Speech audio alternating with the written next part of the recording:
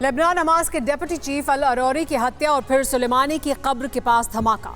खुलासा तो नहीं हुआ है कि दोनों धमाकों का मास्टरमाइंड कौन है, लेकिन ईरान को यकीन है कि ये सब इजराइल की खुफिया एजेंसी का किया धरा है। ईरान ने बिना नाम लिए बदला लेने की धमकी दे दी है, जबकि अमेरिका ने इजराइल को क्लीन चिट दे दी है।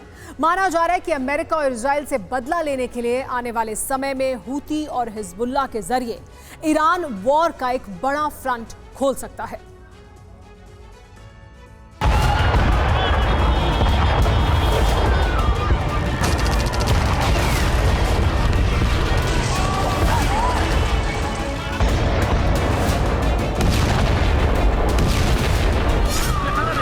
في 24 घंटे के भीतर 2 धमाके।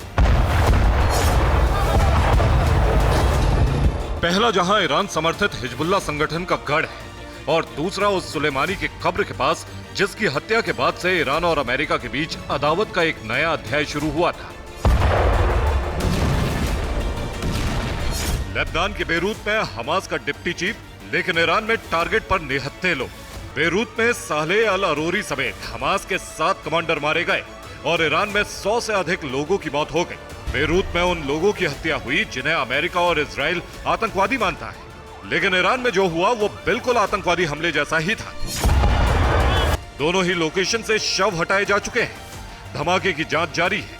अब तक किसी ने धमाकों की जिम्मेदारी नहीं ली है। सब कुछ सीक्रेट तरीके से किया गया, लेकिन इन सब के बीच खुल्लम खुल्ला धमकी का दौर शुरू हो चुका है। ईरान दोनों ही हमलों के लिए इजराइल और अमेरिका को जिम्मेदार मान रहा है, लेकिन अमेरिका ने आक्रामकता दिखाने की जगह सफाई दी है। अमेरिका ने इजराइल को क्लीन चिट दे दी है। We have no indication at this time at all that Israel was involved in any way whatsoever.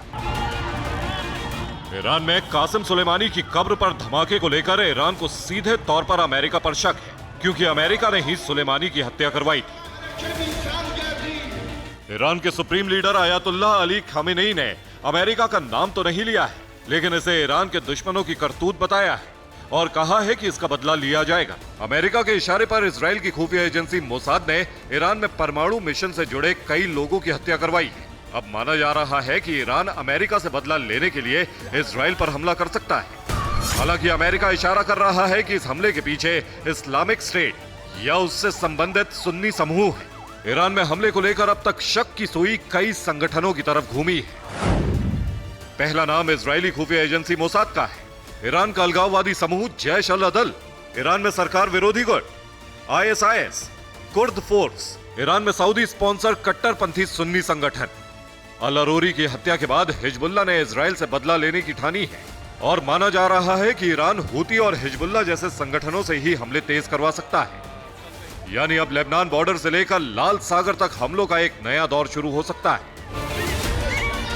फर्क सिर्फ इतना आ सकता है कि ईरान अब इन संगठनों को घातक हथियार दे सकता है ताकि इजराइल को ज्यादा से ज्यादा नुकसान हो और हूती अमेरिकी युद्धपोत और जहाजों पर हमला कर सके।